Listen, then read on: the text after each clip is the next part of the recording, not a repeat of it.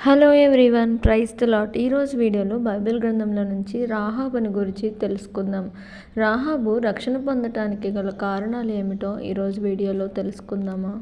Bible గ్రంథంలో రాహాబు అనే వేశ్య గురించి మనం గమనించినట్లయితే ఆమె మొట్టమొదట దేవుడు చేసే కార్యములను గురించి విన్నది.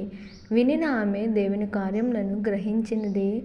దేవుని కార్యములను గ్రహించిన ఆమె దేవుని గురించి విశ్వసించింది. దేవుని పిల్లలను చేర్చుకున్నది. ఆమె దేవుని వేడుకున్నది. దేవుని పిల్లలు చెప్పినట్లుగా ఆమె చేసినది. దేవుని పిల్లలను దాచినది.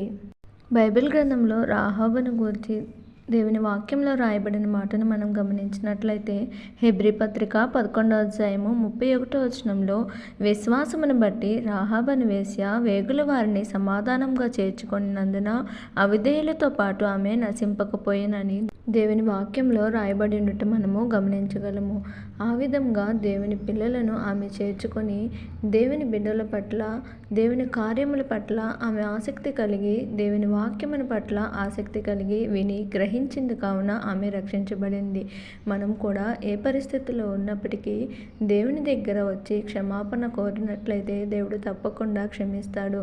ఆ విధంగా దేవుడు క్షమించినప్పుడు మనకి సమాధానం కలుగుతుంది.